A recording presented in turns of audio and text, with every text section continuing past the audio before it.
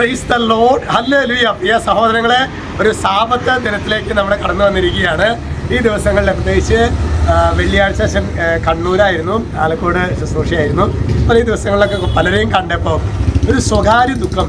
അച്ഛൻ, ഞാൻ ഇതുപോലെ പ്രതികൂലത്തിൽ പെട്ട് കിടക്കണം. ഓരോരോ പ്രശ്നങ്ങളാണ് ശരിക്കും ഓരോ പ്രതിസന്ധിയിൽ പിടിച്ച് ലോക്ക് ചെയ്യുക എന്ന് പറയില്ല, പിശാച് ലോക്ക് ചെയ്യുക.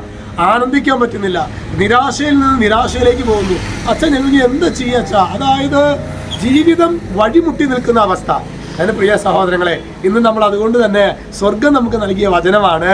അത് നമുക്ക് എല്ലാവർക്കും അറിയാവുന്ന വചനമാണ്. ലൂക്ക 1:37 വചനം.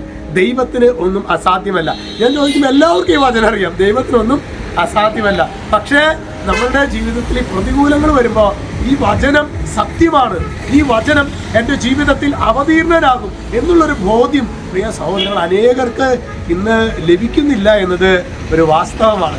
അതുകൊണ്ട് ഇന്ന് ഈ ആശീർവാദം സ്വീകരിക്കുമ്പോൾ ദൈവത്തിനൊന്നും അസാധ്യമല്ല.